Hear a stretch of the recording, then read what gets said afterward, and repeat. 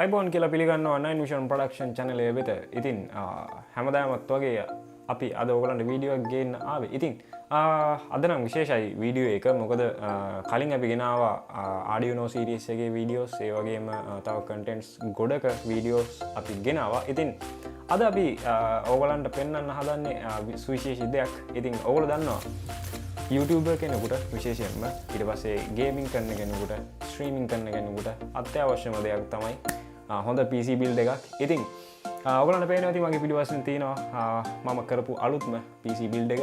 ඉතින් අද මම කතා කරන්න යන්නේ කොහොමද මම මේ PC build එක කරේ මොනවාද ඒකට ගත්ත equipments කියලා. ඉතින් වැඩි කතා කරන්න නැතුව යමු අපි වීඩියෝ එකට මොනවාද ඒවා කියලා බලන්න.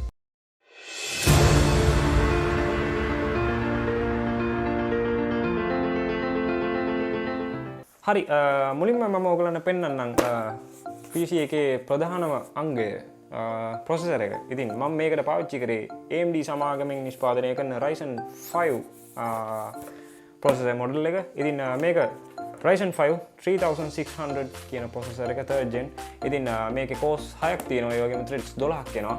මේකේ max boost එක 4.2 GHz ඒ වගේම base clock speed එක 3.6 GHz. ඉතින් මේකේ level 3 cache memory එක එනවා 32 MB. ඉතින් හොඳ cache storage එකක්. ඉතින් PC එකක් build කරන්න බලාපොරොත්තු වෙමින් ඉන්න ඕගොල්ලන්ට පාවිච්චි කරන්න පුළුවන් හොඳම product එකක් තමයි AMD Ryzen 5 3rd gen කියලා කියන්නේ. හරි ඊළඟට අපි පාවිච්චි කරේ motherboard එක MSI company එකෙන් නිෂ්පාදනය කරන B450 කියන මෙන්න මේ motherboard එක. ඉතින් මේක එන්නේ Ryzen products වලට compatible විදිහට. මොකද මේකේ slot එක AM4 slot එකක් එන්නේ Ryzen processors වලට compatible වෙන්න. ඉතින් Ryzen processor එකක් එක්ක පාවිච්චි කරන්න පුළුවන් හොඳම product එකක් තමයි MSI කියන මෙන්න මේ සමාගමේ නිෂ්පාදන. ඉතින් මම පාවිච්චි කරේ B450 කියන මෙන්න මේ motherboard එක. මම මේකේ graphic card එක විදියට යොදාගත්තා PNY සමාගමේ නිෂ්පාදනය කරන GeForce GTX 1660 Super කියන මෙන්න මේ graphic card එක. ඉතින් ඔයගලන්ට හොඳ performance ගන්න පුළුවන් මේ graphic card එකෙන්. මොකද 1660 Super කියන්නේ මම අර කලින් කියපු category තුනට වැඩ ගන්නකොට ඒ කියන්නේ streaming, gaming ඒ වගේම තමයි video editing වලට හොඳම product එකක් තමයි හොඳ maximum performance ගන්න පුළුවන් product එකක් තමයි මේ PNY සමාගමේ මේ VGA card එක. ඉතින් ඔයගොල්ලෝ ගොඩක් සැලකිලිමත් වෙන්න ඔයගොල්ලෝ equipments select කරද්දි මොන වගේ products තෝරගන්න ඕනේ කියලා. ඉතින් ගොඩක්ම හොඳයි PNY ඒ වගේම තමයි MSI සහ ASUS කියන products. ඉතින් මම recommend කරනවා මේ PNY product එකත්. ඉතින් ඔයගොල්ලෝ හොඳට පැහැදිලිව ඒ පිළිබඳව බලන්න මේ product එක original ද replication ද කියලා. ඉතින් මේ කාඩ් එක අනිවාර්යෙන්ම පාවිච්චි කරන්න. ඔයගොල්ලන්ගේ බජට් එකටත් බොහොම පහසුයි මේ වගේ කාඩ් එකක් පාවිච්චි කරනකොට. ඔයගොල්ලන්ට ඊළඟට මම පෙන්නන්න මම මොකද්ද RAM kit එක use කරේ කියලා. ඉතින් Corsair Vengeance RGB Pro RAM kit එක තමයි මම use කරේ. ඉතින් මේ kit එකට RAMs දෙකක් එනවා. 8GB RAMs දෙකක් තමයි මම පාවිච්චි කරේ. ඒ කියන්නේ RAM kit එක 16GB වෙනවා. ඉතින් ඔයගොල්ලන්ට විශේෂයෙන් කියන්න ඕනේ RAM kit එකක් ගනිද්දි ඒකේ අනිවාර්යෙන් ඔයගොල්ලෝ select කරන්න මේ RAMs දෙකක් කෙන එක kit එක. මොකද මේ company එකෙන් certify කරලම එනවා ඒකේ compatibility එක. ඒ කියන්නේ මේකේ synchronization එක perfect කියලා මේ RAM kit එක මේ RAM kit එකේ මේ RAMs දෙකෙන්. ඉතින් මොකද එකම compatibility එක එන්නේ එකම RAM kit එකේ එන RAMs දෙකක. ඉතින් ඔයගොල්ලෝ අනිවාර්යෙන්ම ඔයගොල්ලෝ product එක තෝරගනිද්දි RAM kit එකේ මේ RAMs දෙකක් එන product එකක් අනිවාර්යෙන් තෝරගන්න. මොකද එක RAM එකකට වඩා ගොඩක් performance ගන්න පුළුවන් මේ RAM kit එකේ එන මේ RAMs දෙකේ compatibility එකත් එක්ක ඒ වගේම synchronization එකත් එක්ක. ඊළඟට මම ඔයගලන්ට කියන්න ඕනේ මේකේ මම storages ගැන. මේකේ master storage එක විදිහට මම තෝරගත්තා Kingston A2000 කියන මේ SSD drive එක NVMe එකක්. ඉතින් මේකේ විශේෂත්වය තමයි ඒ කියන්නේ master storage drive එක විදිහට මේක පාවිච්චි කරන එකේ විශේෂත්වය තමයි මේකේ සාමාන්‍ය hard disk drive එකකට වඩා ගොඩක් speed. ඒ කියන්නේ සාමාන්‍යයෙන් hard drive එකක maximum speed එක අපි සාමාන්‍යයෙන් PC එකකට ඒ කියන්නේ personal computer එකක පාවිච්චි කරන hard disk drive එකක සාමාන්‍යයෙන් එන්නේ 7200 වගේ RPM එකක්. මේකේ disk drive එකක් නෙමෙයි හින්දා මේකට RPM එකක් නෑ. ඒ කියන්නේ මේකේ එන chip memory system එක නිසා මේක ගොඩක් faster. ඒ කියන්නේ සාමාන්‍යයෙන් hard එකකට වඩා 3-4 ගුණයක් මේක faster. ඉතින් ගොඩක් හොඳයි මේක master boot device එක විදිහට පාවිච්චි කරන එක කම්පියුටර් එකකට. ඉතින් මතක් කරන්න ඕනේ ඊළඟට මම hard drive එක කියන්නේ secondary drive එක විදිහට මම use කරේ WD company එකෙන් නිෂ්පාදනය කරන Blue 1TB hard disk drive එකක්. ඉතින් 1TB ඒ වගේම මේක 250GB. ඉතින් 1250 තමයි මගේ total storage එක තියෙන මගේ කම්පියුටර් එකේ. ඉතින් ඔයගොල්ලෝ මේ වගේ ප්‍රොඩක්ට් එකක් තෝරගනිද්දි අනිවාර්යෙන්ම මේ බ්‍රෑන්ඩ්ස් ගැන අනිවාර්යෙන්ම තෝරලා බලන්න. මොකද Kingston, A-Data, Samsung කියන්නේ හොඳම NVMe products out කරන companies. ඉතින් ඔයගොල්ලෝ මේක ගැන හොඳට හොයලා බලන්න. මේක safety එකත් ගොඩක් හොඳයි. මොකද සාමාන්‍ය hard disk drive එකක් පොඩ්ඩක් vibration වලදී ඒගොල්ලෝ වැඩ කරනවා හොර වෙනවා. ඒ කියන්නේ ඒකේ damages සිද්ධ වෙනවා වැඩි. මොකද ඒවට reading arms තියෙනවා. ඉතින් මේ disk වලට damage වෙනවා. ගොඩක් shocks එහෙම ඒකට abstract කරලා ගනිද්දි. ඉතින් මේකට එහෙම මේක තියෙනවා විශේෂයෙන්ම shock absorbance quality එකක්. මේක සාමාන්‍යයෙන් ඔයගොල්ලෝ හිතලා බලන්න තට්ටු 3-4කින් වගේ building එක මේ වගේ එකක් අතහැරුණොත් දිමට මේකේ SSD එක විශේෂත්වය තමයි මේකේ හැම data එකක්ම recover කරන්න පුළුවන්. හැබැයි hard disk drive එක එහෙම කරන්න බෑ. ඒකේ data destroy වෙනවා. ඉතින් අනිවාර්යෙන්ම මේකත් ඔයගොල්ලෝ හොඳ product එකක් තෝරගන්න. මම මගේ machine එකට පාවිච්චි කරේ power supply unit එක Corsair brand එකේ CV550 80+ bronze certified මෙන්න මේ power supply unit එක. ඉතින් watt 550ක ධාරිතාවයෙන් යුක්ත මේ power supply එක හොඳම brand එකක් branded original. ඉතින් ඔයගොල්ලෝ අනිවාර්යෙන්ම power supply unit එකක් පාවිච්චි කරද්දී ඔයගොල්ලන්ගේ machine එකට install කරද්දී අනිවාර්යෙන්ම හොයලා බලන්න ඕනේ මේ brand එක ගැන. මොකද replication එකක් ඔයගොල්ලන්ගේ PC එකට දැම්මයි කියන්නේ ඒකේ තියෙන duration එක ගොඩක්ම ඒකේ compatibility එක ඇතුළේ තියෙන hard drives hardware වලට ගොඩක් damage වෙන්න පුළුවන් මේකේ leaks එහෙම ආවොත්. මොකද replications දාද්දි ගොඩක් ඒ වගේ damages සිද්ධ වෙන්න පුළුවන්. ඉඩ ප්‍රස්තාව වැඩි. ඉතින් power supply unit එකක් තෝරගනිද්දි මේ Corsair වගේ brand එකක් අනිවාර්යෙන්ම ඔයගොල්ලෝ පාවිච්චි කරන්න ඔයගොල්ලන්ගේ PC එකට power එක ගන්න. right ඊළඟට මම විශේෂයෙන්ම කතා කරන්න ඕනේ processor එකේ coolant එක ගැන. ඉතින් විශේෂයෙන්ම මේ වගේ සාමාන්‍ය workstation type processor එකක් පාවිච්චි කරද්දී ඒකට liquid coolant එකක් අනිවාර්යෙන්ම අවශ්‍යයි. ඉතින් මම මේකට පාවිච්චි කරා Corsair brand එකේම H60 කියන මෙන්න මේ liquid coolant system එක. ඉතින් මේක එන්නේ single exhaust fan එකක් එක්ක liquid coolant එක. ඉතින් මේක ටිකක් high price වෙනවා. මොකද මේක branded අනිවාර්යෙන්ම කියන්න ඕනේ. ඉතින් ඔයගොල්ලෝ අනිවාර්යෙන්ම processor එකට coolant system එකක් තෝරගනිද්දි මේ වගේ ඒ හොඳ branded product එකක් තෝරගන්න. මොකද processor එකට තදින්ම බලපාන කාරණයක් තමයි processor එක heat වෙනකොට කොහොමද ඒකේ heat එක exhaust කරන්න කියන එක. ඉතින් සාමාන්‍ය air coolant එකකට ඒ දේ කරන්න අමාරුයි.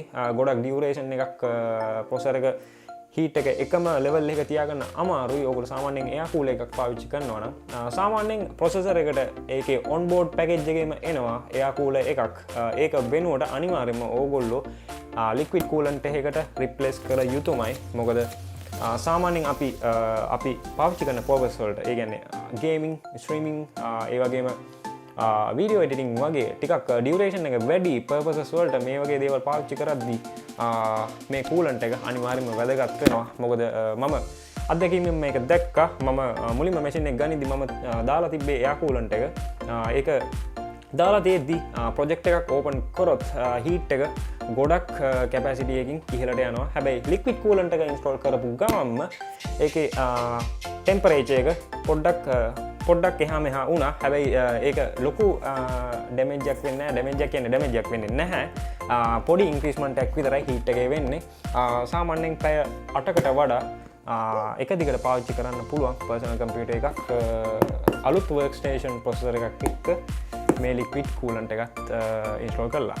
ඊළඟට කතා කරන්න ඕනේ casing එක ගැන. machine එකේ ඔයගලන්ට පේනවා ඇති casing එක මම assemble කරලා තියෙනවා MSI brand එකේ එන Magforge 100M කියන casing එක තමයි මම use කරලා තියෙන්නේ. ඉතින් ගොඩක් handy casing එකක් ඔයගලන්ට use කරන්න පුළුවන්. ගොඩක් space එක තියෙනවා. ඒ වගේම සාමාන්‍ය PC කේසින් එකකට වඩා ගොඩක් ඇතුලේ ස්පේසින් ඕගලන්ට හදාගත්ත හැකි. මේක සාමාන්‍යයෙන් තියෙන බෝඩ් එක ATX එකක්. ඒ කියන්නේ සාමාන්‍යයෙන් විශාල මිනි ATX එකකට වඩා ප්‍රමාණයක් කුඩා ප්‍රමාණයක් විශාලයි මේ බෝඩ් එක, ගේමින් බෝඩ් එකක්. ඉතින් ඒකට මම පාවිච්චි කරේ MSI බ්‍රෑන්ඩ් එකේ මෙන්න මේ MacForge 100M කියන කේසින් එක. ඊළඟට මම පාවිච්චි කරා මොනිටර්ස් විදිහට MSI සමාගමෙන් නිෂ්පාදනය කරන MP241 කියන මම ගත්තේ 24 inch IPS පැනල් දෙකක්. ඉතින් MSI සමාගමේ නිෂ්පාදන ගැන, ඒ කියන්නේ මොනිටර්ස් ගැන මම ඔයගලන්ට විශේෂයෙන් කියන්න ඕනේ. ඔරිජිනල් මොනිටර්ස් දෙකක්. ඒ වගේම ඔයගලන්ට ඒකේ විශේෂත්වය විදිහට, ඒ කියන්නේ රෙප්ලිකේෂන් එක සහ ඔරිජිනල් මොනිටර් එක විශේෂත්වය වෙනස විදිහට ඔයගලන්ට බලන්න පුළුවන්. ඕගොල්ලෝ මේ මොනිටර් එක දිහා කෙලින් බලද්දි තියෙන ඒ අපියරන්ස් එක, ඒ කියන්නේ ඒ ලුක් එක ඔයගලන්ට හැම පැත්තෙම බැලුවාම ඒ විදිහටම බලා ගන්න පුළුවන් ඔරිජිනල් මොනිටර් එකකදී. ඒ කියන්නේ ඔයගොල්ලෝ මෙහෙම උඩින් බැලුවත්, මේක යටින් බැලුවත් සහ මේක පැත්තෙන් බැලුවත් අපිට මේ කෙලින් පේන අපියරන්ස් එකම අපිට බලා ගන්න පුළුවන් ඔරිජිනල් මොනිටර් එකකදී. ඉතින් මේ MSI සමාගයෙන් නිෂ්පාදනය කරන මේ මොනිටර් එක ඔරිජිනල් මොනිටර් එකක්. හරිම පැහැදිලි. ඒ වගේම රිෆ්‍රෙෂ් රේට් එක 60 Hz එනවා.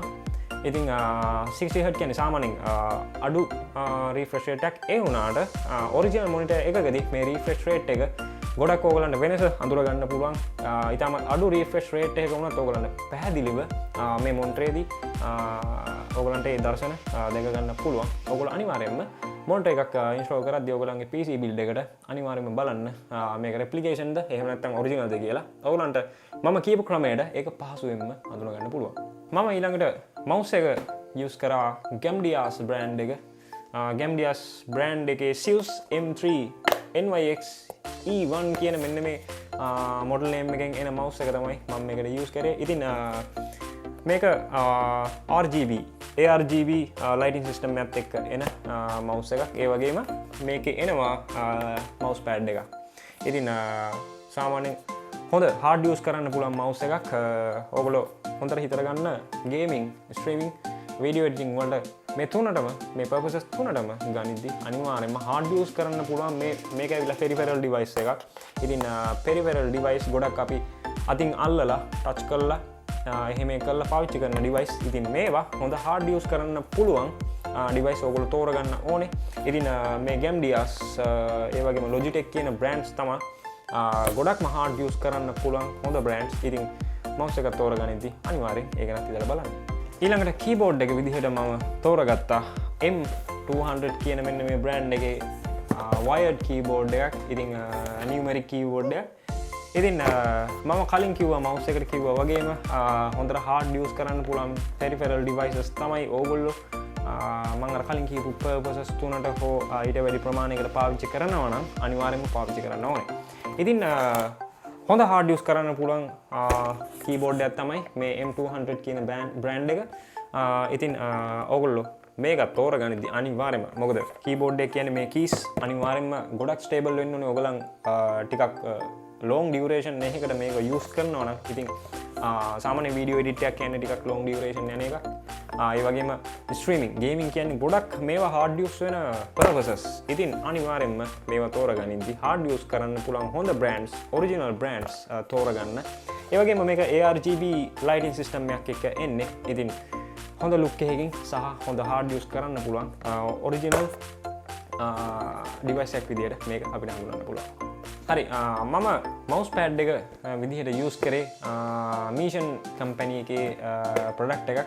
ඉතින් විශේෂයෙන් කියන්න ඕනේ මේ mouse pad එක කිව්වට මේක ටිකක් ලොකු area එකක spread කරන්න පුළුවන් දිග sheet එකක්. ඉතින් ඕගලන්ට මේ පේනවා ඇති මගේ පිටිපස්සේ තියෙනවා මෙන්න මෙතනින් පටන් අරගෙන මෙන්න මෙතනටම ඒ sheet එක spread කරන්න පුළුවන්. මේක mouse එක වගේම keyboard එකත් place කරලා තියන්න පුළුවන්.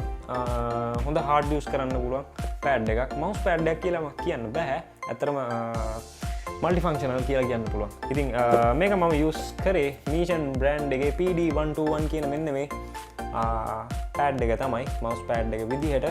ARGB lighting system එකක් ඕගලන්ට පේනවා ඇති. මේක වටේ තියෙනවා tube එකක්. ඒ tube එක හරහා තමයි මේ RGB lighting system එක වැඩ කරන්නේ. ඉතින් ඔගොල්ලෝ විශේෂයෙන්ම ගොඩක් බෑග්ග්‍රවුන්ඩ්ස් ගැන හිතනවා නම් වීඩියෝස් කරද්දි බෑග්ග්‍රවුන්ඩ්ස් ස්ට්‍රීමින් කරද්දි ඉතින් මේවා ගැන හිතනවා නම් බෑග්ග්‍රවුන්ඩ්ස් ගැන විශේෂයෙන්ම හිතනවා නම් මේ වගේ ටිකක් අර ලයිට්ෆුල් කලර්ෆුල් දේවල් පාවිච්චි කරන්න පොඩ්ඩක් ඒකත් ඔළුවට දාගන්න කොහොමද අපි ඉන්ටර්ෆේ ඔයගලගේ බෑග්ග්‍රවුන්ඩ් එක කලර්ෆුල් කරගන්නේ ඒ වගේම අනිත් ඩ්‍රයිව්ස් ගැන අනිවාර්යයෙන්ම හිතලා බලන්න ඒවා ඔරිජිනල්ද නැත්නම් රෙප්ලිකේෂන්ද කියලා හොඳට හොයලා බලලා එක්ස්ටර්නල් ඉන්ටර්නල් හැම ඩිවයිස් එකක් ගැනම ඔයගොල්ලෝ අනිවාර්යයෙන්ම හොඳට හොයලා බලලා ඔයගලගේ ප්‍රොඩක්ට් එක ඇසෙම්බල් කරගන්න. මොකද ඔයගොල්ලෝ මේකට විශාල මුදලක් යට කරනවා. ඒක නිසා අනිවාර්යයෙන්ම ඔයගොල්ලෝ මේවා ගැන හිතලා බලන්න ඕනේ.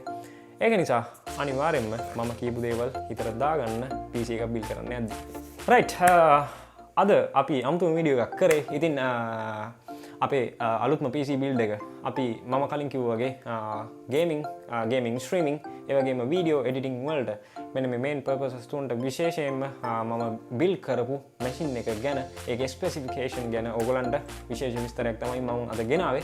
ඉතින් ඕගලන්ට මතක ඇති මම කලින් ඕගලන්ට ගෙනාවා Arduino series එකේ වගේම ගොඩක් contents වලට අදාළ වීඩියෝස්. ඉතින් අපි මේ series ටික ඔක්කොම ඉස්සරහට continue කරගෙන යනවා. ඉතින් දැන්ටමත් අපේ channel එක subscribe කරලා නැත්නම් එහා පැත්තේ තියෙන subscribe button එක click කරන්න.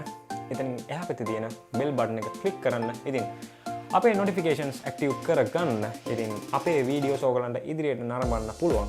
අපිව subscribe කළොත්. ඉතින් ඕගලන්ගේ phone එකටම PC එකටම අනිවාර්යයෙන්ම අපේ notifications එනවා අපිව subscribe කළොත්. ඉතින් මෙවැනි videos විශාල ප්‍රමාණයකින් අපි නැවතත් ඔයගොල්ලන්ව ඉදිරියේදී සම්බන්ධ වෙනවා. ඉතින් නැවත හමු වෙන තුරු ඔබට බොහොම ස්තුතියි.